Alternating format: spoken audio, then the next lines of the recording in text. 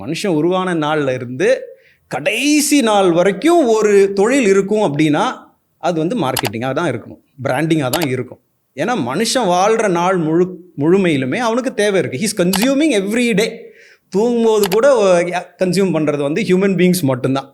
நம்ம படுத்து தூங்கணுன்னா ஒரு நல்ல மெத்தை வேணும். ஸோ அந்த நாள் வரை கடைசி நேரம் வரைக்கும் கொசுபத்தி வேணும். இறந்த பிறகு காஃபின் வேணும் இல்லையா? எல்லாத்துலேயுமே நீங்கள் சொன்னது போல் டிசைனுன்றது வந்து முழுக்க நிறைஞ்ச ஒரு விஷயமா இருக்குது.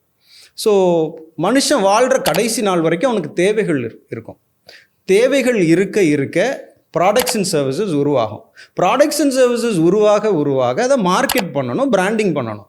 ஸோ இந்த ஒரு இண்டஸ்ட்ரி தான் பெரியனியலாக எவர் கிரீனாக டெக்னாலஜி மாறிடுங்க. இதை நீங்கள் காலேஜ் படிக்கும்போதே அண்டர்ஸ்டாண்ட் பண்ணிட்டீங்க.